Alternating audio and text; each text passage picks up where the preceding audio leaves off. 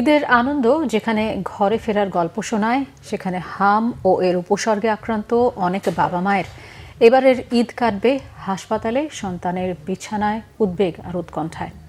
নতুন জামা, পরিবারের হাসি কিংবা ঈদের সকাল সবকিছু ছাপিয়ে তাদের একটাই প্রার্থনা, সন্তান যেন সুস্থ থাকে।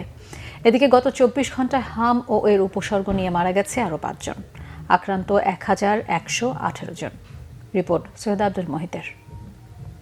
ঈদ মানেই বাইরে কোলাহল, হইহুল্লোড়, চলে কেনাকাটার ব্যস্ততা।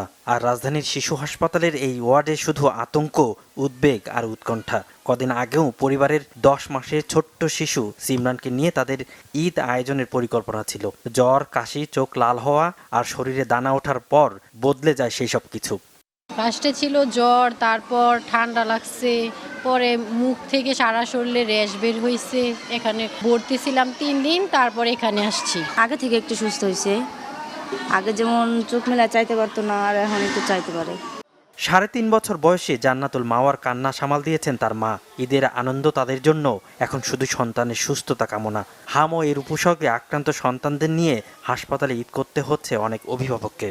মনে হচ্ছে সন্তান যদি ভালো না থাকে, ঈদ তো বছর বছর আসবেই।